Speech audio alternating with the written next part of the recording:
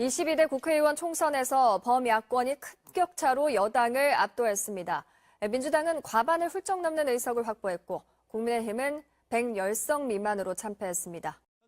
22대 총선 민심은 야당의 정권 심판론에 힘을 실었습니다. 더불어민주당은 지역구 의석만으로 과반 의석을 뛰어넘는 성적을 거뒀습니다. 비례대표까지 더하면 175석이 예상됩니다. 여당인 국민의힘은 비례정당인 국민의 미래를 더해도 개헌 저지선을 겨우 지키는 109석을 얻을 것으로 예상됩니다. 성패는 전체 의석의 절반 가까이가 걸린 수도권에서 판가름 났습니다. 민주당은 122석이 걸린 서울, 경기, 인천에서 국민의힘을 압도했습니다. 특히 60석이 걸린 경기도에서 지역구 53석을 휩쓸었습니다. 민주당은 대전 7석을 독식하는 등 충청 지역에서 21석을 얻었습니다. 다만 변화가 예상됐던 여당 텃밭 낙동강 벨트에서는 보수 유권자가 결집하며 국민의힘이 의석수를 늘렸습니다. 특히 부산에선 국민의힘이 18석 중 17석을 차지했습니다. 정권 심판론을 앞세운 조국혁신당은 비례에서만 12석을 얻을 것으로 예상되며 처음 치른 총선에서 두 자릿수 의석을 확보했습니다. 개혁신당은 이준석 대표가, 새로운 미래는 김종민 후보가 지역구에서 당선됐습니다. 녹색정의당은 간판인 심상정 후보마저 낙선하면서 창당 12년 만에 국회의원을 한 명도 배출하지 못했습니다. 범야권이 190석 넘는 압도적 과반을 얻는 데 성공하면서 전국 주도권은 야당이 갖게 됐습니다. 22대 국회에서도 야당이 여당의 반대와 상관없이 쟁점 법안을 신속 처리한 건으로 지정할 수 있게 됐고 본회의 의사 진행을 막는 무제한 토론, 필리버스터를 중단시킬 수도 있습니다.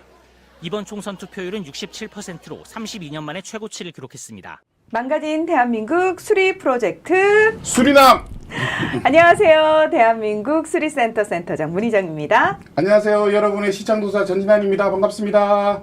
네, 안녕하세요. 민생경제연구소 박영선 언론위원장입니다. 더 몰빵 13으로 어제까지 열심히 뛰었습니다. 반갑습니다. 네. 자, 아니 우리 박영선 위원장님 드디어 박대웅 이사장님 몰아내고 이 자리 차지하신 건가요? 저는 몰아낸 적은 없고요. 오늘 뭐 날새구 개표 방송 하셔서 힘드셨나 봅니다. 근데 저도 날새구 개표 방송은 했거든요. 제가 좀 더 체력이 좋은 것으로 그렇게 오늘은 이 자리에 제가 앉았습니다. 저희가 총선 특집을 하면서 우리 박영선 위원장님하고 계속 방송을 같이 했잖아요. 그래서 이제는 앞으로도 계속 같이 하고 싶은 마음이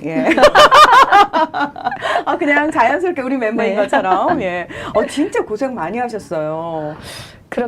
그렇죠. 그렇게 저도 정말 애썼다, 대견하다, 토닥토닥 하고 자 이제 다 그렇게 애썼으니까 솔직히 비례대표에서 떨어진 건 진짜 너무했다, 섭섭하다 한 말씀을 하셔야죠. 제가 부족했고요. 어쨌든 그 더불어민주연합에서 정말 오늘 아침 10시 15분까지 그 13석이었는데 10시 30분이 되면서 14석으로 확정이 됐어요. 어떻게 14석 정도 어떻게 좀 저는 마음에 드십니까? 네, 마음에 듭니다. 왜냐면 이제 조국혁신당도 같이 함께 의석을 많이 가져가야 되는 상황이긴 했는데 더불어민주연합이 뭐 9석, 10석까지 이렇게 좀 줄어들면서 그런 이렇게 우려들이 있었는데 결론은 어쨌든 이렇게 제가 너무 좋아하는 경북 도당의 임미애 위원장님과 또 우리 당직자로서 20년 이상 또 당의 총무국, 대협력국 꾸준히 시민사회 활동가로부터 시작했던 정으로 14번 국장님까지 안정적으로 들어올 수 있어서 너무 다행인 선거였습니다. 뿌듯합니다, 저는. 굉장히 전국 방방곡곡을 다니면서 유세단으로 애를 쓰셨기 때문에 그래도 이렇게 저는 만족합니다 하니까 저 약간 마음이 놓이네요. 굉장히 고생을 했는데 사실 저 고생했는데 이러면은 좀 슬프잖아요. 그러니까 고생을 한 이유가 어쨌든 윤석열 정권 중간 심판, 국민들이 못 살겠다 바꿔보자라는 목소리들, 그러니까 내가 민주당의 후보로 나왔지만 안 됐지만 결국 국민들이 바라고 있는 바꾸기를 바라는 이 마음들을 하나라도 백지장이라도 좀 맞들고 어디 제가 이렇게 문직이라도 하고 싶다라고 했었잖아요. 근데 유세단에 또 기회를 주셔서 중앙유세단으로 어쨌든 불러주셔서 유세단 반장으로 전국을 더 몰빵 13 유세단원들과 특히 충청도, 지금 충남, 대전 이 벨트 성적이 너무 좋았잖아요. 맞습니다. 그곳을 다 다녔었거든요. 근데 그곳에서 너무 좋은 성과가 나오니까 오히려 정말 우리 더 몰빵 13 유세단이 너무너무 열심히 잘 다녔다. 왜냐면 새벽 7시에 출발하거든요. 새벽 7시, 7시 반에 출발해서 유세 4곳 갔다가 서울 올라오면 10시. 뭐 11시 이렇게 올라오는 일정으로 말 그대로 강행군을 하셨어요. 그렇게 했는데 또 결과도 또 좋은 결과가 있어서 보람된 네. 그리고 국민들이 정말 대단한 국민들이다. 정말 깜짝 놀랐습니다. 그리고 이 국민들의 이 무서운 이 윤석열 정부에 대한 심판, 그다음 민주당에 정말 다 몰아주진 않지만 견제할 수 있는 역할을 주신 거 좀 저는 무섭다는 생각까지 들었습니다. 네. 네. 자, 우리 시청도사님은 어떠셨는지 이번 결과 어떻게 마음에 드세요? 어제 출구조사 보고 친구들하고 같이 봤는데 저는 210석 정도 할 거라고 생각했는데 이제 출구조사가 19개가 틀렸잖아요. 근데 우리 쪽으로 유리하게 나온 건 한 군데.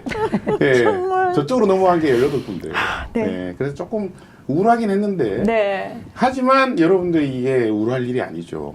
예, 여러분들 야당을 영어로 하면 뭔지 아십니까 원래? 야당. 영어로 뭡니까? 뭐예요? 어포지션 파티라고 하는데 반대당이에요. 반대당. 네, 그래서 야당은 반대할 수 있는 권력밖에 없잖아요. 여당은 예산도 투입하고 또 막 여러 가지 정책을 통해 가지고 더 자기 당한테 유리하게 뭔가 정책을 행사할 수 있잖아요. 네.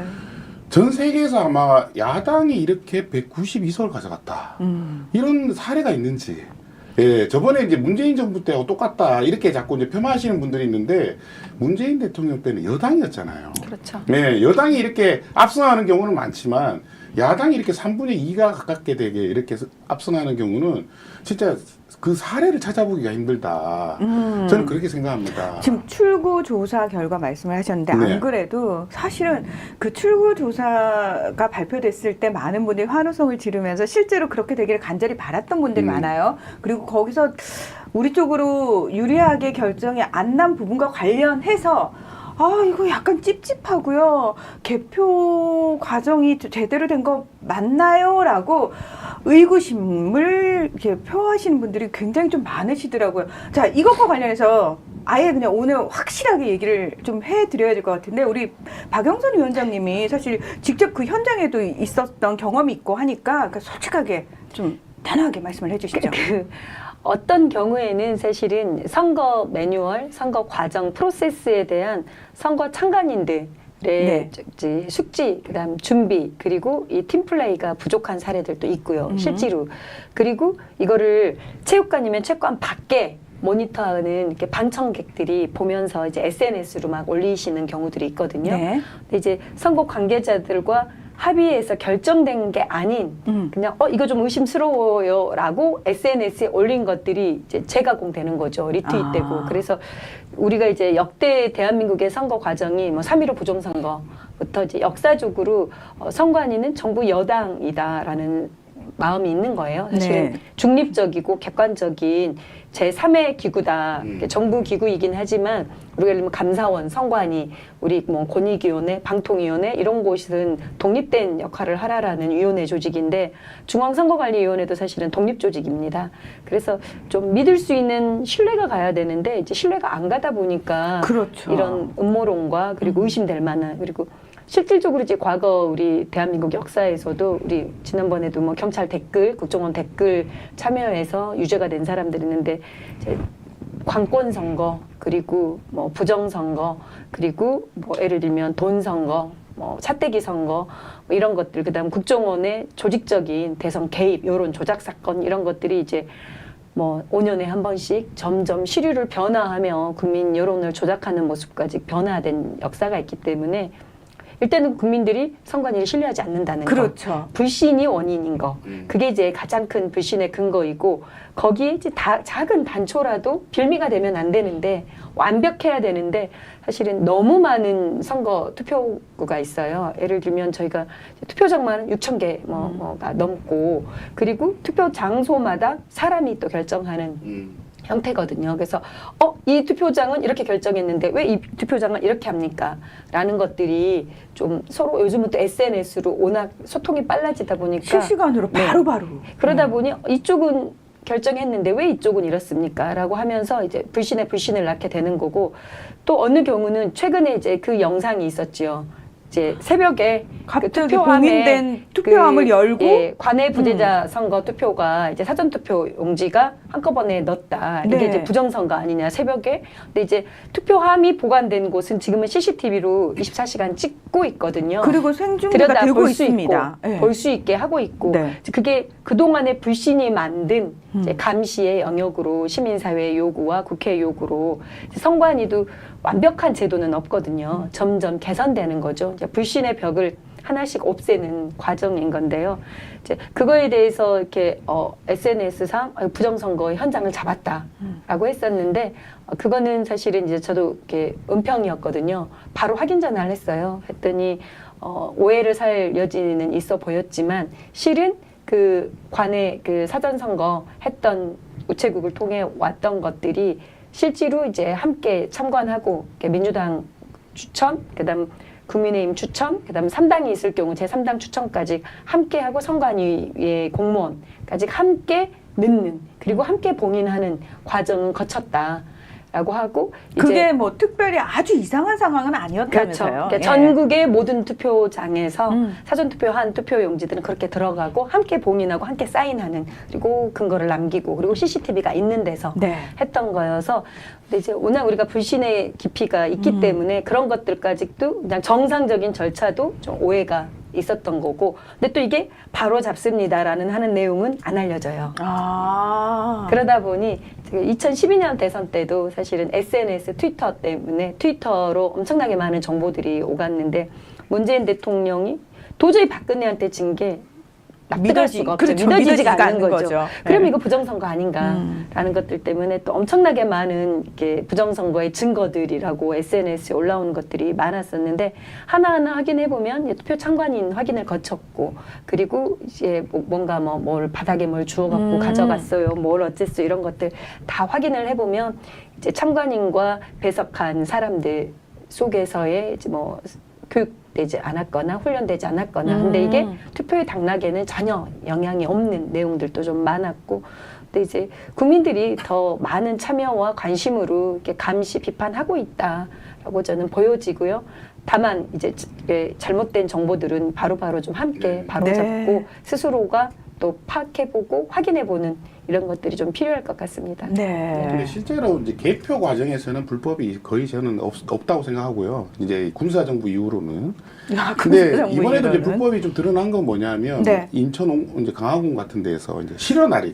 그건 좀 다른 예, 문제죠. 그건 이제 다른 문제거든요. 네. 그건 아주 이제 강력하게 처벌을 해야 돼요, 사실. 그 굉장히 사실 네. 매번 반복되는 폐해잖아요. 예, 그러니까 이제 어르신들 분들을 막 봉고차 실어가지고 막 하라고 그러고 예, 이런 것들이 이제 아주 잘못된 거고 예전에 또 어떤 것도 있었냐면 경남 어느 지역인데 한 지역이 굉장히 민주당 성향이 강한 곳이었어요. 근데 터널을 막아가지고 버스가 일부러 네. 고장내가지고 투표를 못하게 만들었어요.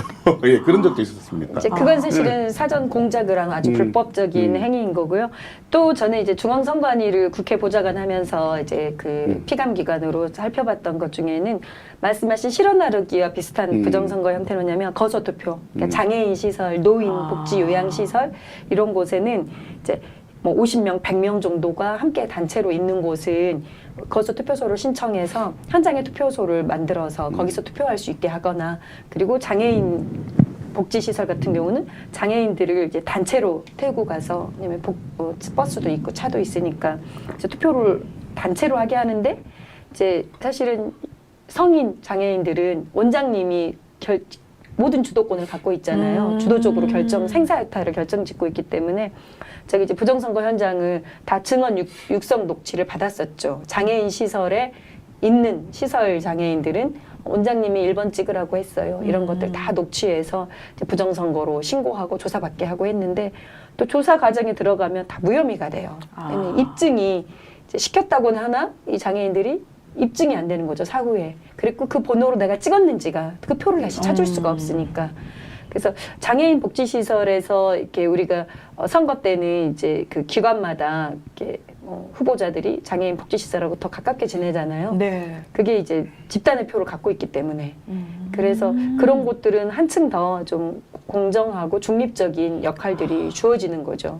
아, 저희 시민들이 이제는 그런 부분까지도 잘 알 필요가 있을 것 같아요. 그렇습니다. 그래서 특정 후보랑 결탁하고 특정 후보의 요구대로 이제 복지 시설들이 했던 것들이 이제는 많이 좀 투명화되고 있고, 이제 긴급 점검, 긴급 모니터 시민사회에서도 좀 지금은 어떻게 되고 있는지 모르겠는데 좀 장애인들에게 물어보러 다니겠다, 투표 권유를 했나 안 했나 이런 것들을 좀 대대적으로 홍보도 하고 했었습니다. 네. 아, 시민들의 눈이 훨씬 매서워지면 매서워질수록 사실은 부정선거가 끼어들 틈이 더 없어지는 거거든요. 그게 사실은 민주주의의 원리로서 맞는 거죠. 그렇죠. 네, 네. 그래서- 참여하는 시민들이 어쨌든 우리 주권, 우리가 선택한 후보를 이제 지킬 수 있는 방법인 겁니다. 그래서 저는 시민들이 이렇게 막 계속 문제 제기하고 제대로 살펴봐야 됩니다라고 하시는 이 분위기 자체가 굉장히 고무적이라고 생각을 합니다. 네, 바람직하다고 생각을 합니다. 예. 자, 저희가 이번 선거와 관련해 가지고 오늘 이제 총선 특집 마무리를 하면서 제목을 이렇게 세게 민주당 압승 윤석열 정부 레임덕 폭발한 민심을 확인하다. 네.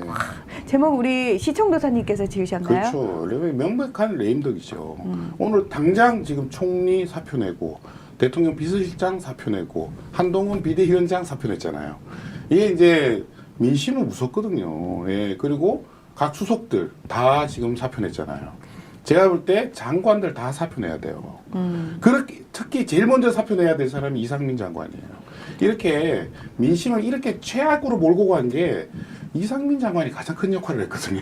예. 근데 이분은 또 아직까지 얘기를 안 하고 있어요. 물론 순차적으로 앞으로 얘기할 겁니다. 근데 그동안 우리가 왜 사표 안 내나, 왜 안 그만두나 이렇게 하지만 아마 이 표심을 보고 앞으로 다 그만둘 가능성이 높습니다.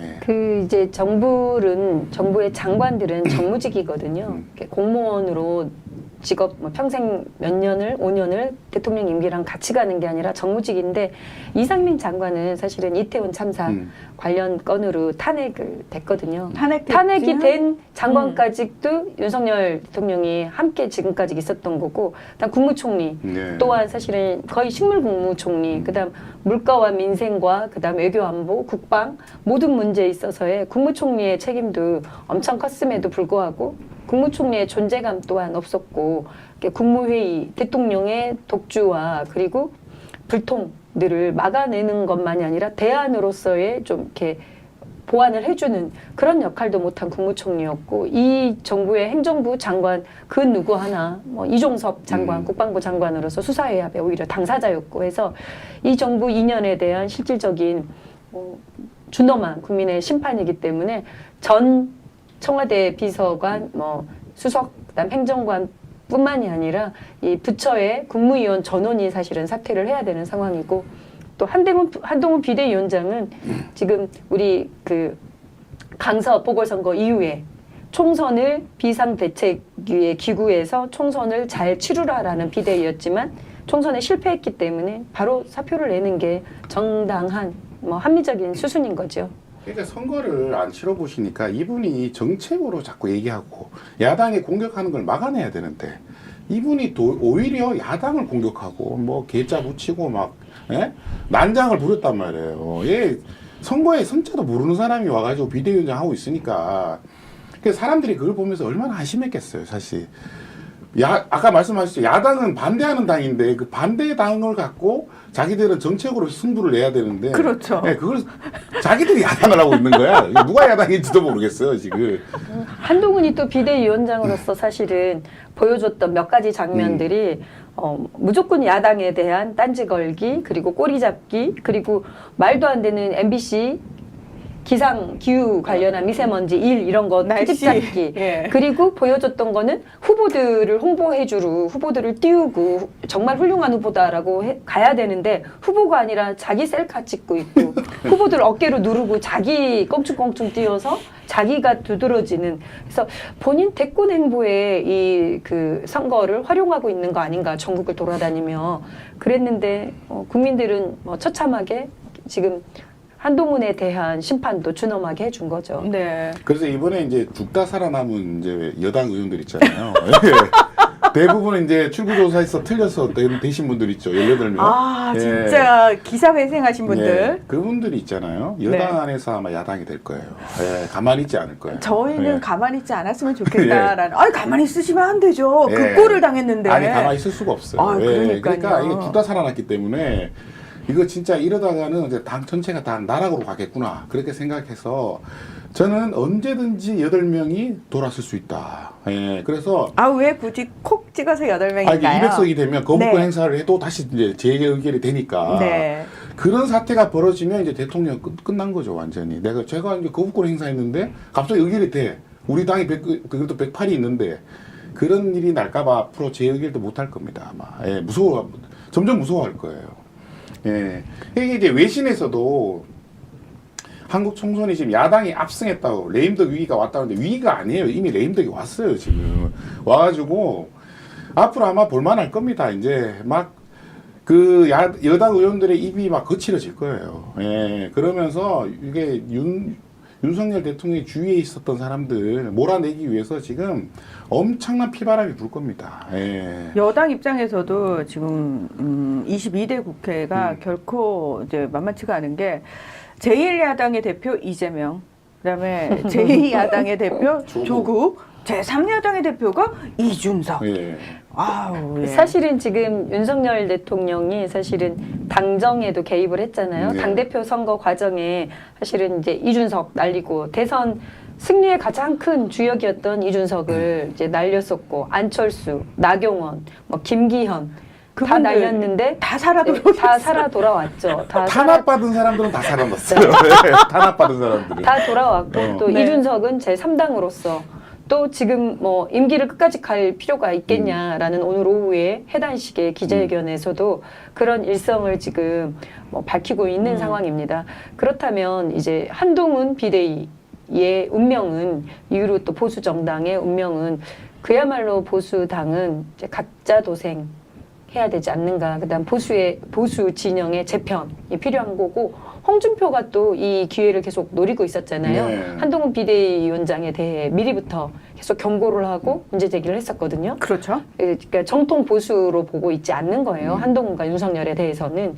그래서 지금 보수의 전면적인 재개편이 우리가 이렇게 공룡의 그 윤석열의 화석이 떨어지면서 공룡이 멸종하는 그런 이미지로 보여줬던 경향신문의 그 만화가 만평이 실질적으로 이후로 좀 가동되리라 저는 그렇게 보고 있습니다. 지금 이겼는데도 많은 분들이 이겼는데도요 이상하게 찝찝해 막 기뻐할 수가 없어요라고 이제 얘기하시는 분들의 마음속에 어떤 걱정이 있냐면 21대에도 범야권 지금으로 치면 범야권의 의석수가 많았어요. 하지만 뭐 하나 제대로 못 해냈다라는 그 경험치가 있는 거예요. 학습 효과가 있는 거예요. 그래서 200석을 훌쩍 넘겨버렸으면 뭔가 기대라도 걸 수 있는데 이 애매한 숫자 가지고 지난번하고 비슷한 숫자 가지고 또다시 그걸 반복하는 거 아니야라는 걱정을 많이들 하고 계신 것 같아요. 저는 그 걱정은 당연히 하고 있는 게 맞고 우리 힘을 실어주신 국민들께서 계속 견제하고 비판하고 견인을 해줘야 됩니다. 그런데 21대랑 다른 점이 뭐냐면 21대는 집권 여당이었고 여당의 국회의원들을 그리고 우리가 이제 연동형 비례의 이제 준연동형으로 처음 시작을 해서 더불어시민당으로 이제 의원들을 뽑았고 그리고 여당일 때 국회의원들이 시작부터가 야성이 아니라 여당으로 국정의 파트너로 시작을 했었거든요. 그래서 어떤 개혁 과제나 이렇게 국민적인 요구에 대한 드라이브나 이런 것들이 조금은 선명하고 강하게 드라이브를 못 걸었던 거죠. 그랬고 그거에 대한 책임이 이제 공천 과정에서 민주당이 뭐 비명 행사라는 이야기 했지만 공천 과정에서 거의 44% 이상이 전부 다 지금 물갈이가 됐잖아요. 그렇죠. 그리고 그 당원들의 네. 마음을 외면한 의원들에 대해서 굉장히 준엄한 심판이 내려졌죠. 그랬죠. 그리고 또 뭐 이낙연 전 총리님, 당대표님과 함께 또 나가신 분들이 또 일부 있기 때문에 지금의 민주당의 이번 공천 과정은 사실은 이제 정확하게 국민들과 함께 국민들 눈높이에서 한동훈이 말한 눈높이가 아닙니다. 국민들 속에서 현장에서 살아내고 그리고 당원들이 표로 뽑아준 후보이고 그리고 정말 냉정한 경선 과정들 거쳐서 그리고 엄청나게 민주당은 정말 내부에서 엄청나게 많은 변화가 있었잖아요. 이 변화를 통해 좋은 후보들을 만들어냈다고 저는 보고 있습니다. 그리고 당원들이 이제 가만두지 않습니다. 그렇죠. 당원들이 의원들 한 분 한 분을 가만두지 않고 저도 지금 그랬거든요. 제가 국회의원으로 자리에 있지 않지만 지금 시민사회 몫으로 그다음에 시민의 한 명으로 당원의 한 명으로 가만두지 않겠다. 나도 똑바로 일하지 않으면 감시 비판 견제하고 계속 요구하고 우리가 훌륭한 도구로 써야 된다. 잘 쓰는 도구 우리가 갖고 있는 주권자들이 이 무기를 최대한 활용해야 되는데 무기를 방관하고 방치하면 안 되거든요. 그 확실히 예전에 의원님들하고 지금 의원들하고는 확실히 달라질 수밖에 없는 상황이 됐어요. 그걸 느끼시겠죠? 네, 그 당원들이 어쨌든 활동하지 않고 제대로 싸우지 않는 당원들 만약 의원들이 있으면 전화하고 뭐 문자하고 굉장히 적극적으로 그렇죠. 활동하잖아요. 그렇기 때문에 지금 21대 국회의원들의 모습과 지금 22대 새로 당원들의 표결로 뽑힌 국회의원들은 자세와 각오가 다르다는 거죠. 그래서 효능감 있게 정확하게 쓰여야 할 곳에 쓰임이 되는 그런 국회로 지금 만들어 가리라 믿고 있습니다. 그리고 이제 저는 이제 추가하고 싶은 것이 공무원들이 달라질 거예요. 공무원들이 네, 달라질 것이다. 이번에도 아주 결정적인 게 뭐냐면 윤석열 대통령의 홍보 영상을 다 보라. 네, 라고 지시를 했는데 그게 맞아요. 제보가 들어왔잖아요. 네. 그리고 공무원들이 집단적으로 반발했다고 그러잖아요. 예, 여러분들 공무원들이 반발하면 이제 끝난 거예요. 그때부터 사실 레임덕이 된단 말이에요. 공무원들은 복지 부동하는 대표적인 사람들이거든요. 그리고 또 국방부에도 음. 똑같이 관련한 교육 영상 음. 틀도록 했는데 그것도 또 거부를 했고 음. 그래서 그 공무원들이 지금 이렇게 부당하게 그리고 과하게 저는 사실은 기차역에서 그거를 봤어요. 의료 대란 관련해서 네. 의사 여러분 제자리로 돌아오세요. 막 이거를 홍보 광고를 했더라고요. 그래서 내가 의사분들은 이 광고를 안 볼 텐데 이거 국민용으로 그냥 그렇죠. 노력하고 있다라는 거를 보여주기용으로 또 막 90억 정도 광고비를 들였다고 하길래 아 정말 엉뚱한데 돈 쓰고 진짜 만나서 대화하고 타협하고 이런 거는 못하면서 또 보이기용으로 하고 있구나. 윤석열 정부에 대한 국민들의 평가, 냉정한 평가가 사실은 이번 선거는 대파가 모든 걸 다 보여줬잖아요.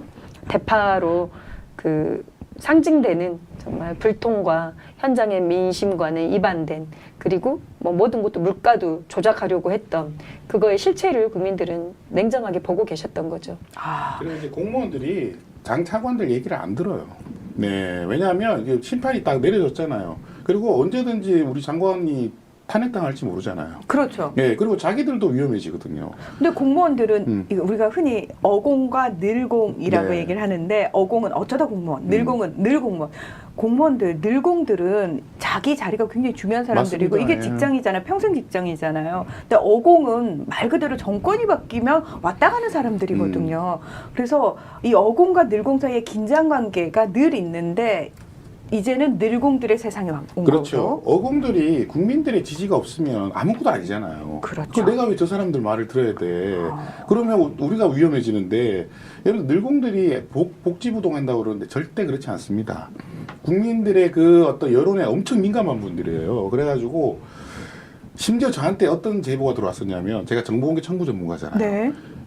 저한테 예전에 그 여론이 바뀌었을 때 박근혜 때 요런 거 정보공개 청구해 주시면 저희가 공개하기가 쉽겠습니다.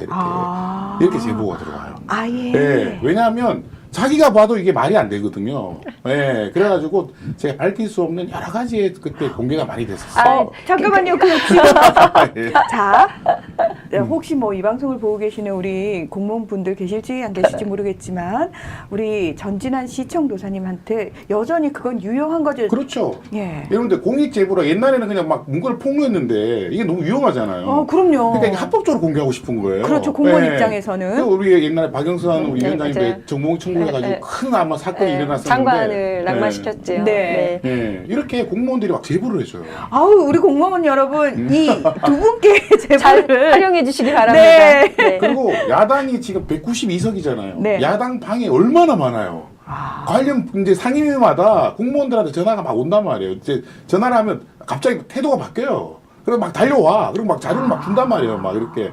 예. 그리고 이제 더 좋아진 게 공익신고자 보호에 관한 법률이 좀 더 강화됐어요. 그래서 네. 공익신고의 대상에 국회도 포함되고 언론사도 포함이 돼요. 그러니까요. 그래서 우리가 정보공개 청구를 했을 때 저도 그 전 장관의 딸 특채를 전공기 청구했는데 일주일 정도 소요가 되거든요. 그다음 또 추가 연장 일주일 하는데 전공기 청구를 하자마자 이틀 안에 왔어요. 그러니까 이거는 이미 외교부 공무원 안에서 이거 문제 있구나라고 했는데 정보공개 청구가 왔어? 예. 그냥 바로 주는 말을 거죠. 줘요. 그래서 잘못됐다라고 생각되는 것들 본인이 내가 여기에 기여하고 함께 복무하면은 공무원들도 어쨌든 위험해지잖아요. 법 위반이 되기 그렇죠. 때문에 우리가 한 게 아니고요. 장관이 시켜서 한 일이다라는 거를 자기 보호를 하려는 거죠.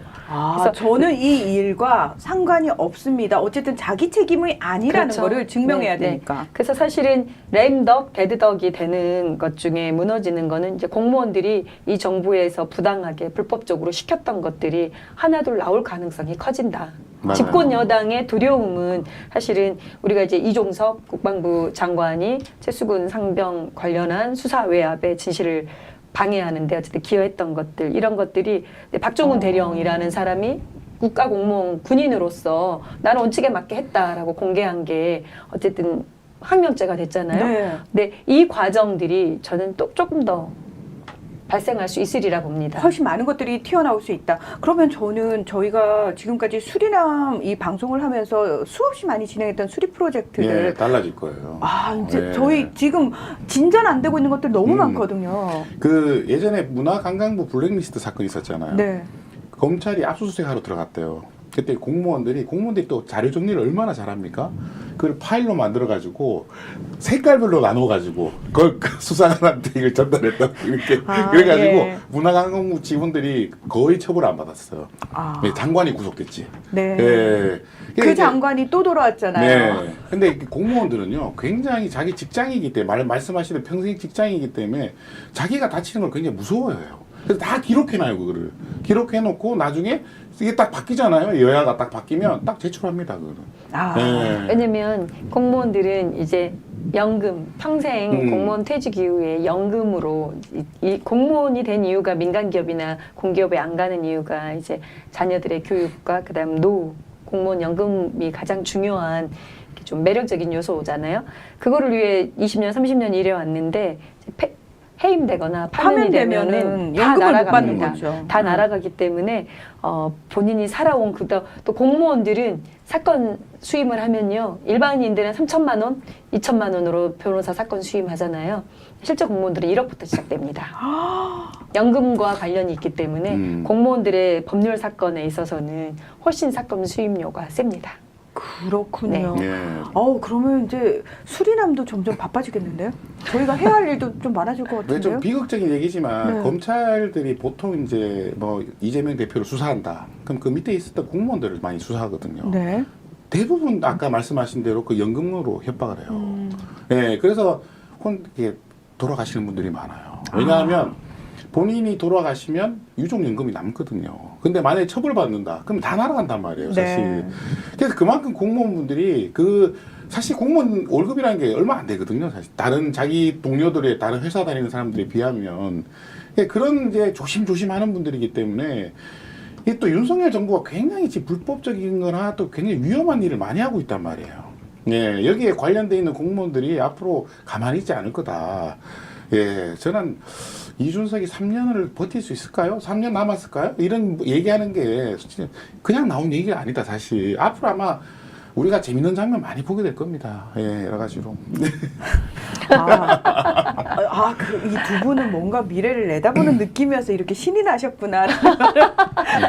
저는 그냥 마냥 이 찝찝한 기분은 뭐지 이런 마음이었는데 두 분은 역시 저와는 좀 다르신 것 같다. 이제 저는 이렇게 국회에서 일할 때 지금 윤석열 정부 2년간 국회의 자료 요구도 잘 응하지 않았다고 합니다. 네, 그러니까 맞아요. 국회에서 자료 요구하면 공무원들이 철저히 닫고 그 어떤 자료도 협조를 하지 않았는데 이제는 바뀌지 않으면 이제 공무원들 또한 이렇게 본인들의 신분 보호가 어렵기 때문에 국회에서 자료 요구할 때 가장 자료가 잘 나오는 시점은 박근혜 정부 탄핵하기 전이었거든요. 그럼요. 네, 이명박 때도 똘똘 막았었어요. 4대강 관련 자료, 어떤 자료든 다 자료 협조 안 해주고 막았는데 박근혜 정부 들어서면서 자료 요구를 하면은요, 그냥 잘 들어옵니다.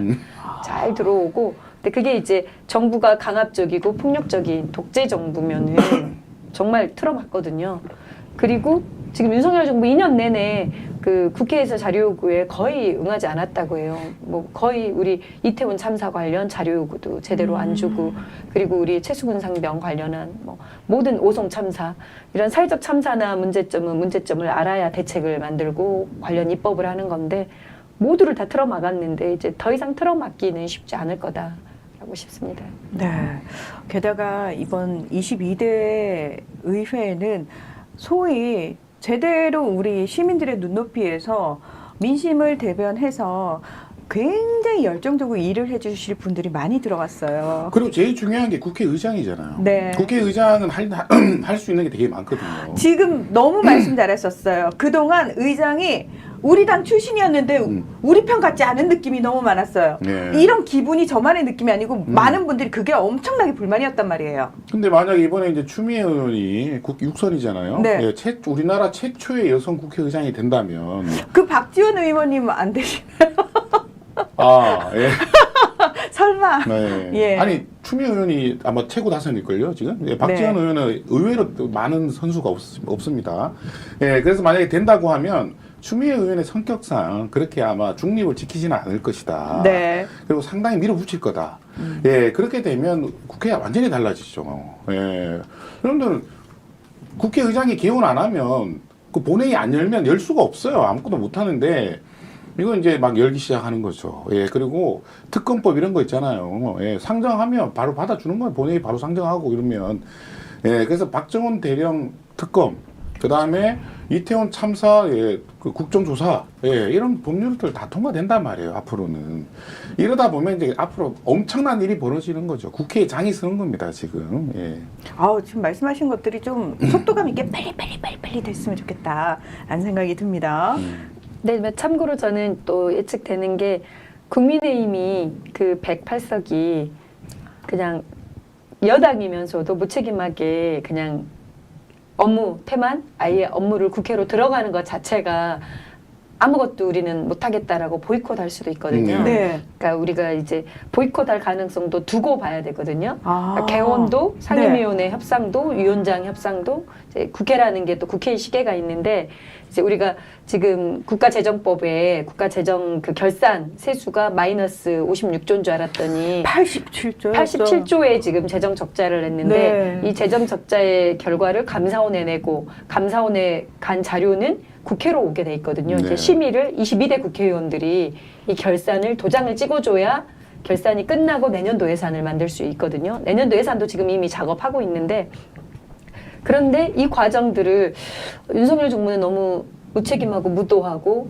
또 이후로 어떤 형태로 뭐 전 180석이나 지금이나 뭐 별반 다르지 않아 이런 식으로 사고하고 인식하고 간다면은 사표는 밑에 수석들 그다음 뭐 몇 명은 또 반려할 거예요. 선별 처리해서 또 본인들이 원하는 사람들로 꾸려지고 그렇게 가고 이게 좀 무도하게 국회를 보이콧하는 형태로 만약 간다면은 위원장, 국회의장 본회의 표결로 해야 되고요. 상임위원회 위원장들 표결로 해야 되거든요. 근데 협상을 어쨌든 지지부진 끌 가능성도 있지 않느냐. 국회가 열리는 것 자체가 무섭기 때문에. 그래서 개원 협상이 좀 늦어질 가능성도 있지 않을까 싶습니다. 네. 그래서 국민들이 좀 준엄하게 이 상황에 대해서는 좀 지역구 국회의원들, 특히 국민의힘 뽑힌 사람들에 대해서는 좀 지역구 차원에서 압력하고 또 감시해주고 해야 될 것 같습니다.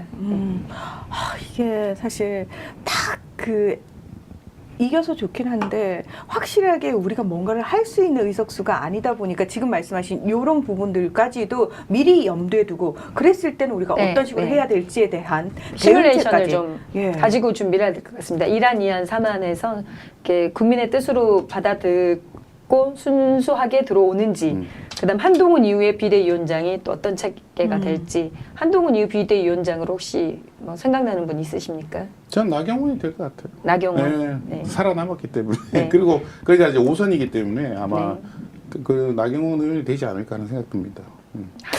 굉장히 싫어하시는 분이 한 분 계셔가지고 그분을 너무 싫어하신다고 근데 그러시는데 그분이 이제 많이 네. 권력이 약해졌잖아요. 예, 이제 안 나타나잖아요. 선거를 우리나라 최초로 대통령 혼자 하고 부인 따로 하고 이렇게 해서 하고 있잖아요, 지금.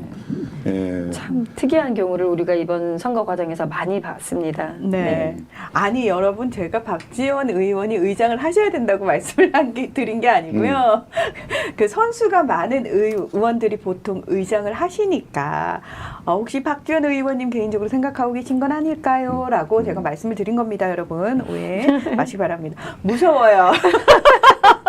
어쨌든 5선이네요. 박지원 의원님은 5선이고 네. 추미애 네. 의원님은 최고예요. 6선이기 때문에 6선이시군요. 네. 예. 5선에는 어쨌든 조종식, 그다음 음. 김태년, 박지원 이렇게 있습니다. 김태년 의원님 벌써 5선 되셨군요. 네, 네, 맞습니다. 제가 초선 의원일 때 네. 맞습니다. 조정식 의원님도 5선이고요. 와, 예. 그러네요. 우리도 이제 나이가 먹고 있는 거예요.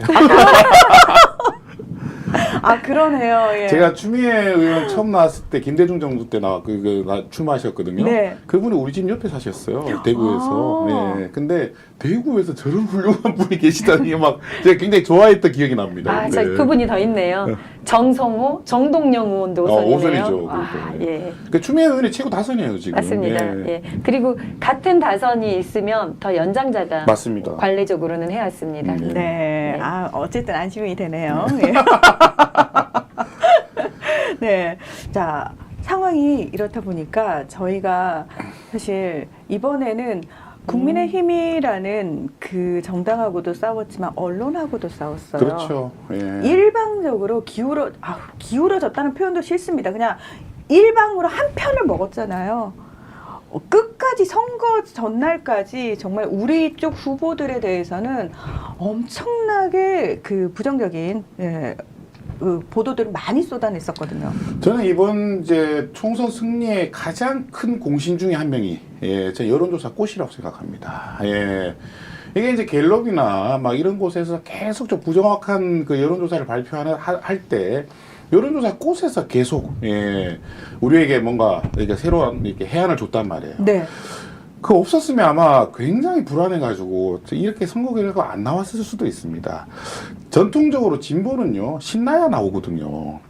신이 나야지 신이 나와야 나옵니다. 내 투표가 사표가 되지 네. 않는다는 확신이 서야지. 근데 보수는 또 나오는 거죠. 반대예요. 이게 불안할 때 결집해요. 이게 보수하고 진보가 달라요. 아니야 진보들도 이제는 불안하든 또 신나든 간에 무조건 나와야 되는데 그러니까 이제 이게 명분을 중요하게 생각하거든요. 네. 우리 진보들은. 그러니까 우리 후보라도 좀 결격 사유가 있고 이러면 투표를 잘 안 나가요. 여러분들 그런 경향이 있습니다. 네. 근데 이번에는 좀 여론조사 꽃 때문에 좀 신이 났던 경우가 좀 많았고. 네.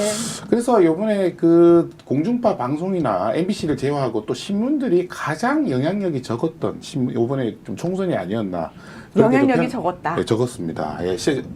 많이 믿지 않았단 말이에요. 그리고 상대적으로 이제 이게 우리 민주당이 공격을 많이 받았잖아요. 네, 그럼에도 엄청요. 불구하고 국민의힘은 더 심각함에도 이렇게 얘기를 안 했단 말이에요. 맞습니다. 근데 유튜브 우리 박영선 위원장님을 해서 여러분들이 국민의힘 후보자들이 얼마나 문제가 많은지를 계속 얘기했기 때문에 그런 효과도 있었다고 생각합니다. 저는. 단적으로 제가 한두 가지만 키워드 검색을 해봤는데요.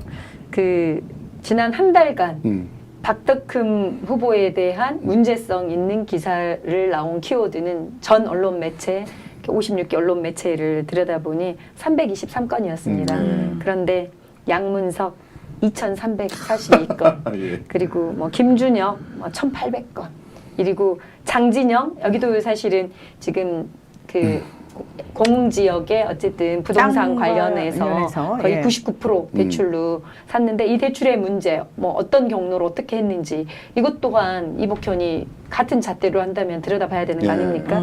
그런데 장진영은 212건 모든 매체를 다 검색을 해봤는데 이래서 거의 10배 이상 김준혁과 양문석 후보에 대해서만 24시간 내내 채널을 돌리면 돌릴 때마다 보도를 쏟아냈으나 결국은 장진영은 지금 보도를 거의 안 해준 거죠. 맞습니다. 그리고 박덕흠 그리고 알고 보면 나머지 국민의힘에 문제 있는 보도들은 거의 나오질 않았죠. 보도를 아예 안 했던 거죠. 민주당 후보에 대해서만 국민의힘 공보본부장, 선거본부장인 것처럼 언론에서 마구잡이로 계속 쏟아냈던 상황이죠. 근데 언론이 그렇게 보도한다고 해서 우리 시민들이 그 부정적인 모습만 보는 게 아닙니다. 이제는 또 다르게 본단 말이에요. 뭔가 그러니까 기존 이제 이 언론들이 힘이 많이 약해졌어요. 예, 저는 국민들이 그거 모를 것 같지만 다 알고 있습니다. 부당하게 아니요. 많이 공격받고 있다는 것을. 아직도 저는 더 힘을 빼야 된다고 생각합니다. 네, 맞습니다. 시민들이 예. 절대 왜냐하면 부산 지역 같은 경우에 어떻게 한석을 제외하고 나머지가 다 국민의힘이 그렇죠. 예, 그것 자체가 사실 부산의 여론을 결정한 거는 저는 결국 언론이었다고 생각을 하거든요. 언론에서 상식적으로만 보도를 해줬어도 맞아요. 그렇게까지는 저는 기울어지지 않았을 거라고 생각이 들거든요. 네. 그래서 기성 언론들의 힘을 더 빼놔야 된다. 그건 어떻게 가능하느냐?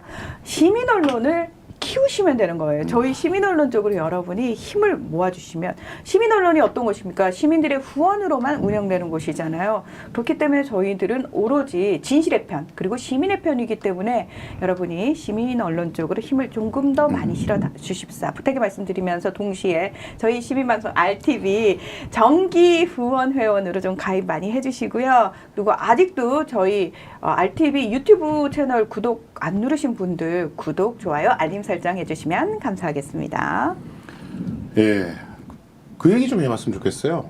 우리가 이번에 자기가 당선돼서 가장 이변적으로 당선된 분, 가장 아프게 떨어지신 분, 예, 우리 세 명이 다 한 분씩만 꼽으면 좋을 것 같습니다. 우리 박영선 위원장님은 누구신가요?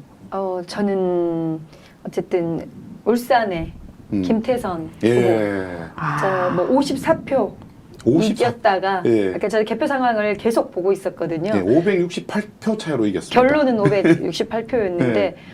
정말 대단한 그 모습을 보여줘서 너무 감사했고 그리고 너무 아쉬웠던 후보는 너무 많아요. 저는 이제 네. 개인적으로 막 같이 이렇게 동영상 보면서 울컥 울음이 나올 만큼 했던 게 이제 배재정 후보, 그다음 우리 조한기 후보, 그다음 전은수 후보, 그리고 우리 나소열 후보, 그리고 우리 한 분 한 분들이 다 막 이렇게 다 남거든요. 그리고 김중남 강릉의 후보, 그리고 양승조 후보. 너무 네. 많은 분들이 아파요. 그리고 꼭 됐으면 했던 곳들이 너무 많았는데 어쨌든 배재정, 조한기 후보는 지금 몇 번째입니까? 이곳에서 삼보일배를 하는 모습을 보니까 네. 그냥 마음이 막 이렇게 꼭 떼야 되는데 하고 간절히 바랬고 또 울산에서는 새로운 바람을 일으킨 전은수 후보 정말 개인적으로도 너무 친하고 그리고 정치를 꼭 하라고 저도 이렇게 권장해서 정치의 길에 나서게 됐는데 어쨌든 정말 민주당의 새로운 돌풍 바람을 일으킨 그리고 울산의 벨트를 좀 붐업시켰던 그런 주인공이어서 꼭 국회에서 만나기를 바랬던 선수였습니다. 예. 저는 이번에 제일 좀 좋았던 분이 김민석 의원이에요. 김민석 예, 의원. 떨어질 네. 것 같았어요. 저 개인적으로. 네. 예. 근데 진짜 아슬아슬하게 됐어요. 진짜 아슬하게. 이분이 상황실장을 하면서 본인 선거 운동을 많이 못했거든요. 네. 예. 그리고 계속 이제 그 뉴스 공장에 계속 나와서 이제 상황 설명을 많이 해주셨는데 근데 저는 떨어질 것 같았어요. 처음에 개표 상황을 보고 이긴 거 보고 너무 이제 좋았는데 참. 저는 사실은 그 투표하고 있는 우리 보이는 포털하고 현장 상황하고는 개표 상황실하고는 약간 한 시간 정도 이상 차이가 네. 있기 때문에 전화를 했어요. 너무 답답해서 김민석 의원실 보좌관한테 전화를 해서 왜 지금 1시간째 지금 이렇게 지고 있는 상황이 되고 있느냐, 이거 어떻게 된 거냐라고 했더니 실은 저희 다 이겼어요. 실은 저희 다 이겼어요. 그래가지고 너무 기뻐가지고 소리를 확 질렀거든요. 그래서 김민석 의원님은 그냥 역전의 드라마 같은 네. 느낌이었잖아요. 그래서 너무 반갑고 좋았고 김민석 실장님은 사실은 상황 실장님이었죠. 정책도 했고요. 전략도 했고요. 그리고 방송 출연도 계속했고요. 기자 브리핑도 했고요. 거의 1인 그냥 10역을 다한 선거 전략가로서의 네. 모습을 이번 선거에 정말 최고의 숨은 또 전략 전술의 달인이셨던 것 같습니다. 그리고 지금 한 명 더 꼽으라면 진선미 의원이에요. 예. 제가 이제 그 동네 올림픽 공원 맞은편에 제가 살고 있잖아요. 이제 송파 가배. 제가 이제 그 동네 분위기를 아니까 진선미 의원이 떨어질 것 같았어요. 이번에 솔직히 말씀드리면 거기가 굉장히 고급 동네로 많이 바뀌었거든요.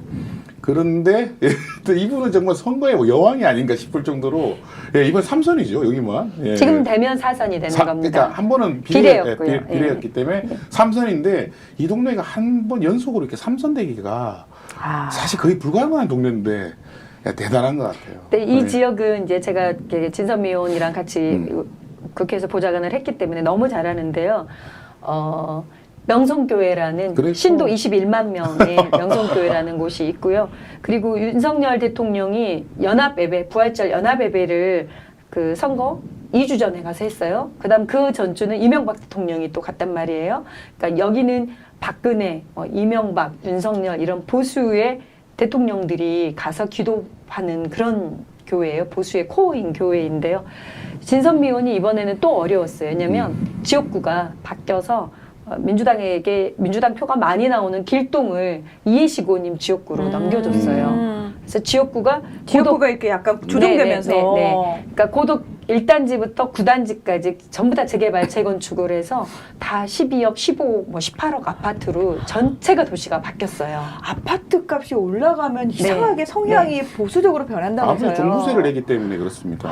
예. 그래서 진선미 의원 이번 지역구는 정말 사실은 좀 기적에 가까울 만큼 좀 여론조사 대상으로도 안 났어요. 네. 여기는 예, 맞습니다. 과거에 계속 졌고 국민의힘이 계속 25년, 30년 후보였던 곳이고 이부영 의장님이 여기 지역구였던 걸 다들 기억하고 민주당 지역구인 거로 아는데요. 한나라당으로 당선이 됐던 곳입니다. 맞습니다. 예. 민주당으로 당선은 진선미 의원이 처음인 곳입니다. 네. 그래서 정말 또 표 차이가 또 그래도 조금은 있게 당선이 돼서 되게 걱정했고 불안했던 곳이었는데 안정적으로 선방할 수 있어서 좀 감사한 지역입니다. 네. 저는 김준혁 교수님이 당선돼서 너무 좋아요. 너무 좋아요. 예. 이수정, 예. 네. 저기 이번 선거에 대파, 예. 예, 대파 선거를 어쨌든 윤석열 대통령의 그 그냥 현장의 행보로 지나갈 수 있었던 거를 오히려 전 국민에게 각인시켜 주셨던 맞아요.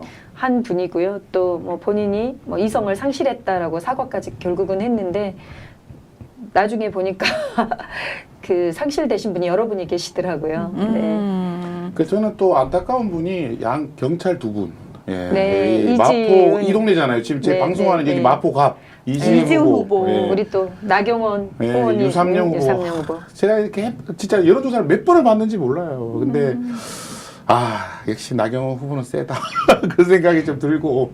예. 사실은 이제 그 유삼영 후보가 너무 늦게 오기도 했고 그간 4년간의 지역구 관리가 이제 전 누구의 책임이라고 하기는 그렇지만 전체적으로 구도 자체가 쉽진 않았어요. 그 나경원 의원이 윤석열의 사실은 한 편이었으면은 되기가 어려웠을 텐데 윤석열과의 좀 대치 관계로 어쨌든 뭐 대표로 나오려고 했으나 좀 약간 제어당했잖아요. 그렇죠. 제압당했잖아요.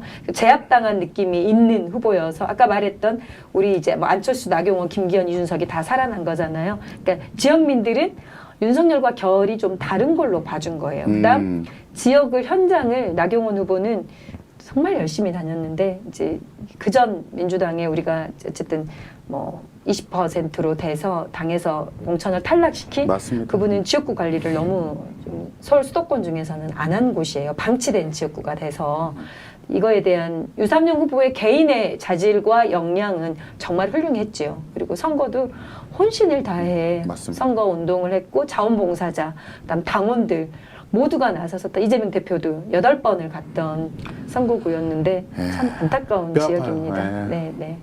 저는 사실 개인적으로 부산의 서은숙 후보도 정말 네, 너무 맞습니다. 예, 예. 안타깝고 속상하고 짠하고 막 왜냐하면 그 부산 시당 위원장님이셨거든요. 서은숙 후보께서. 그래서 어떻게든 부산의 모든 후보들을 이끌고 진짜 열심히 여전사가 돼서 싸우셨는데 그 표 차이를 보시면 아시겠지만 부산에서 그래도 민주당 표가 정말 많이 나왔어요. 그렇죠. 많이 달라졌어요, 부산이. 그런데 결과적으로는 그쵸? 아슬아슬하게 다 졌단 말이죠. 그래서 부산의 상황이 가장 가슴 아프고 뼈 아픕니다, 진짜. 예, 맞습니다. 그러니까 부산의 후보들이 그 40% 밑이 하나도 없어요. 47, 48. 그래서 역대 선거 중에 사실은 제일 많이 나오지 않나요? 가장 많이 나왔고 그리고 너무 사실은 한 팀으로 가장 선거 경선 과정을 정말 좀 잘 치러냈고 서은숙 최고위원님이 거의 선봉에 서서 맞습니다. 총괄 지휘를 하며 정말 최대한 끌어냈거든요. 저렇게 아슬아슬하게 낙선하면 너무 아플 것 같아요. 정신적으로나 몸으로 아니 너무 아플 근데 것 같아요. 우리 시청 노사님이 그러셨거든요. 낙선 인사를 잘해야 맞습니다. 된다라고 예. 말씀을 하셔가지고 지금 이제 부산에 떨어지신 그 다수 후보님들은 지금 낙선 인사를 사실은 더 잘하셔야 되는 상황이 돼버린 거예요. 네, 예. 4년 금방 가요. 아니 본인 일 아니라고 그렇게 얘기하지 마요. 아니 근데 정치인은 그렇게 계속 기다려야 돼요. 어쩔 수 없어요. 예. 진짜 너무 마음이 아파요. 우리 배재정 후보 같은 경우도 너무 마음이 아프고 정말 그냥 같이 이렇게 선거 과정에 절하는 거를 또 시민이 맞아요. 절하지 말라고 막 하면서 안아주고 맞습니다. 우리 이제 너의 뜻을 충분히 안다라는 이런 영상을 보면서 또 개인적으로 너무 좋아하는 선배님이어서 정말 저도 울컥했습니다. 대구 출신이니까 그 험지의 마음을 알잖아요. 예, 얼마나 힘든지. 그래도 부산은 아슬아슬하게라도 떨어지지. 대구는 그냥 뭐 근처에 가지도 못해요. 예. 왜요? 그래도 대구 본인 대학생 때하고 비교하면 지금 많이 올랐잖아요. 아니 별로 안 올랐어요. 사실은 예, 그렇게 많이 안 올라지 않았어요. 어떻게든 제가 마사지가 안 되는군요. 사실은 대구는요. 25% 우리 음. 당이 27%, 26%, 24%, 이 정도밖에 안 주셨어요. 다 네. 25% 정도. 저는, 가장 많이 받은 게 30% 강민구 후보. 그래도 그 험지에서 민주당 지지하면서 우리 민주 시민들이 정말 애쓰고 맞아요. 있구나. 여기 약간 그것도 뭉클하네요. 문재인 정부 때 이제 대구의 지지율이 좀 높았어요. 김부겸 이제 그때 네, 후보가 수성구에 이제 의원으로 당선됐잖아요. 네. 2석이 나왔거든요. 예, 그때가 제일 분위기가 좋았는데 다시 또 이렇게 옛날로 돌아가 버렸습니다. 예. 이제 이런 지역이 되면 사실은 지역구의 당원과 기반이 이제 뭐 8년, 12년 이렇게 잃게 되면은 정말 다시 또 시작하기가 네. 어려운 지역구가 됩니다. 예, 그럼에도 불구하고 단 한 곳도 포기해서는 안 될 것 같아요. 네. 예, 뭐 계속 되는 거기 때문에. 저희 이제 성적표도 발표해야죠. 네. 네. 예, 우리 박영선 위원장님이 계속 얘기하셨던 분들의 상황 어떻게 됐는지. 그렇죠. 네, 예. 우리 혹시 국민의힘 최악 후보 중 마지막 방송했던 20명 혹시 화면 준비돼 있을까요? 제가 마지막으로 보내드리긴 했는데 혹여 그 전에도 한번 보내드렸는데 있으면은 이렇게 그 60명을 다 보기는 어려울 것 같고요. 마지막 마지막에 20명만. 20명. 최악 중에 최악. 예. 자, 그분들이 과연 어떻게 됐을까? 제 화면에서 띄웠습니다. 네. 네. 띄워졌을까요? 네, 네. 자, 저희가 최악 중에 최악으로 20명을 골라서 마지막 지난 방송에 말씀을 드렸는데요. 자, 서촌호. 이분은 지역만 봐도 다들 예측이 돼요. 서촌호, 서천, 남해, 하동. 이분은 당선이 되셨습니다. 네. 그리고 정용선, 충남 당진. 이분은 떨어지셨습니다. 네. 그리고 청주 서원구. 우리가 충청 벨트가 정말 단단하게 이겼는데요. 네. 그 청주 서원구의 김진모 후보. 이분도 떨어지셨습니다. 그리고 이분은 꼭 떨어졌어야 되는데 충남 천안갑에 네. 예, 최수근 상병 수사위압의 당사자인 국방부 차관 신범철 이분은 떨어졌습니다. 떨어졌습니다. 네. 자, 영주 양양 봉화의 임종두 후보 이분은 지역만 봐도 예, 바로 당선인 지역이어서 이분은 당선이 됐습니다. 네. 그다음 대전 서구갑에 조수연 후보, 야, 그 일제강점기 발언과 장애인, 그다음 대전 민주화 운동 발언 엄청나게 많은 문제를 일으켰죠. 네, 이분 역시 떨어졌습니다. 자, 충남 태안 서산의 성일종, 이 또 히로부미 인재 키운 설레인데 이분은 이 집안 자체가 이 지역에 거의 거의, 성주이시죠. 토호 같은 느낌이더라고요. 성주이시죠. 형님도 국회의원 하셨고 그래서 이분은 당선이 되셨어요. 네. 이분에게 안타깝게 진 우리 조한기 후보 마음이 너무 아픕니다. 그리고 정진석 후보 이분도 이 지역사회의 토호입니다. 이분은 공주 부여 청양인데 우리 공주의 남자 박수연. 네네 박수연 수석님이 네. 그래도 이겨주셔서 너무 감사합니다. 또 장영아 경기 성남 수정의 장영아 변호사 예, 이분 정말 우리 이재명 대표 괴롭히기의 대명사였는데 네. 이분 김태년 의원님이 가볍게 눌러줘서 떨어졌습니다. 네.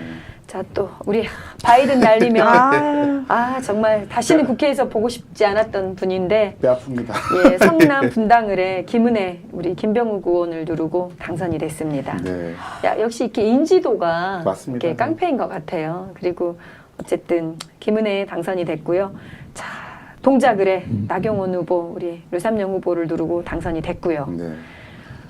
우리 이번에 이분은 최고 정말 아, 정말. 최고 관심지였겠는데. 정말 박덕흠 후보 음. 예 이제 당선 축하 케이크 미리 미리 키고 했는데 이분도 정말 이 지역에 거의 성주인 분입니다. 또 당선이 되셨어요. 네. 그리고 충남 아산갑의 김영석 후보 예 이분은 떨어지셨습니다. 네. 예.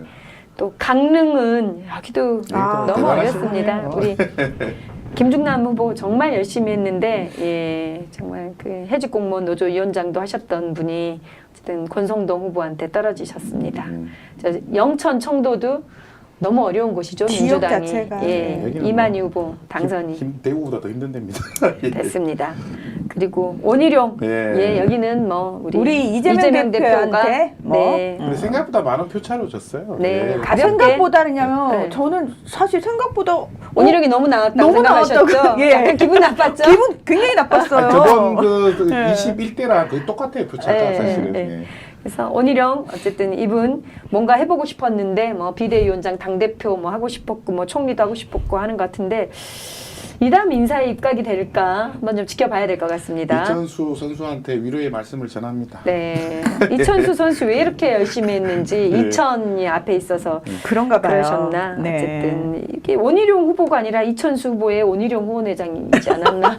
후보보다 더 열심히 한 이천수 후보한테 뭐 이렇게 그 심심한 위로를 전하면서요. 아니 일반적으로 후원 회장님이 그렇게까지 같이 다니진 않지 않나요? 네, 맞죠. 예. 네, 이 여주 양평 여기 여기도 너무도 아, 뼈 뼈 아픕니다. 아픕니다. 안타까운 네, 것입니다. 우리 뼈 민주당의 아픕니다. 최재관 후보 정말 네. 열심히 했는데 김건희 처가 일대에 땅 고속도로 휘는데 어쨌든 같이 기여했던 전 양평 군수 출신 김성교 후보가 당선이 됐지요. 아니 의원직을 지난번에 상실했죠. 공직선거법 위반으로. 또 다시 되신 분이에요. 네. 너무한 거 아니에요, 지역 주민 여러분? 네, 정말 여기도 네. 뼈아픈 곳이고요. 자, 여기 동작갑의 장진영 후보 네. 이분도 또 뭐 80억짜리 땅 매입 투기 의혹이 있었는데 여기는 김병기 의원님이 이기셨습니다. 다행인 네. 곳이고요. 장진영 이 네. 의원은 진짜 좀 많은 이 대출이나 이런 것 때문에 상당히 이제 이번에 타격을 받았던 것 같아요. 네, 네. 그리고 이제 이뇨한 비례 8번이라 이분도 당선이 됐고요. 마지막 하이라이트. 네. 이수정 경기 수원정의 후보는 우리 네. 김준혁 후보가 교수님이 이겼고, 자 이수정 교수님은 이제 다시 또 뭐 프로파일러로 돌아가셔서 다시 공부를 좀 하셔야 될 것 같습니다. 이렇게 본인에 대한 어쨌든 치유와 회복부터 하셔야 되지 않을까 싶습니다. 그리고 다음에 또 인재 네. 영입 1호로 들어오실 거예요. 그래서- 여러 번 반복적으로 인재 영입 되시더라고요. 네. 예. 그러니까 우리가 이제 20명 최악의 후보 꼽았는데요. 이 중에 10명이 지금 국회의원으로 22대 국회에서 만날 수 있을 것 같습니다. 여러분들께서 감시, 견제, 비판 해주시고 지속적으로 지적을 해주셔야 될 것 같습니다. 우리 박영수 위원장님의 활약으로 50%나 떨어졌어요. 고생 많이 하셨습니다. 아니 우리 이 지역구 주민들께서 현명하게 판단을 해주신 거죠. 저야 뭐 거들었을 뿐입니다. 네. 네. 자, 언론들이 눈 감아주고 보도 안 해주는 걸로 힘을 실어줬다면 저희는 그런 사람들일수록 더더욱 보도 그렇죠. 많이 하고 더 많이 알려내는 그 역할을 박영선 위원장님께서 앞으로도 계속 해주실 거예요. 네, 열심히 하겠습니다. 네, 앞으로도 바쁘실 것 같아요. 선거 끝났지만 절대 쉬지 못하실 것 같습니다. 네. 제가 막 일을 만들어서 하는 약간의 체질이어서 네. 뭔가 불편하면 가만히 있질 않아서 뭔가 또 만들어서 뭘 하고 있을 것 같습니다. 네, 이제 국회 상황이 바뀌었으니까 이제 네. 굉장히 좀 신나는 이제 3년이 될 것 같아요. 네, 왜 자꾸 3년은 너무 긴가? 3년을 자꾸 채우시려고 그러시는 거죠? 네. 예. 아무튼 앞으로 우리 이제 방송도 좀 더 이제 가열차게 한번 감시해 보도록 그렇게 하겠습니다. 네. 저는 이제 좋은 입법들, 이렇게 서민의 시민들의 생활에 필요한 좋은 입법들을 국회에 전달하거나 그리고 좋은 의원님들에게 어쨌든 이러이런 정책들 해보셔라라고 제안드리고 네. 그런 것들 하는데 또 좀 기여를 해야 되겠다 싶습니다. 네. 아, 이번 총선 저희가 약 한 달 가량을 함께 이 시간을 통해서 처음에 뭐 후보들 살펴보기도 하고 정말 이 선거 제도와 관련해서 우리 시청도사님께서 자세히 설명도 해주셨고 그리고 마지막 결과 분석까지 마무리를 싹 같이 하니까 너무 좋네요. 저희가 다음 선거까지 또 이 방송이 계속돼서 아, 또 지방선거까지 2년밖에 안 남았어요. 그러니까요. 네. 예. 그때까지 또 잘 버티다가 수리남이 안 없어지고 잘 버티다가 저는 약간 당부만 하나 팁으로 네. 좀 드리려고 하면 선거는 끝났고요. 네. 이제 그 윤석열 검찰 한동훈의 검찰 가족들이 또 민주당 후보나 당선된 후보들에 대해 들여다볼 수 있습니다. 그래서 맞습니다. 마지막 회계 정리 그리고 선거 사무원들 그리고 뭐 급여 지급이나 이런 선거 운동비 지급 이런 정산 과정에서 정말 경미한 실수일 수 있는데 이 실수가 당락을 결정을 짓거든요. 그래서 네.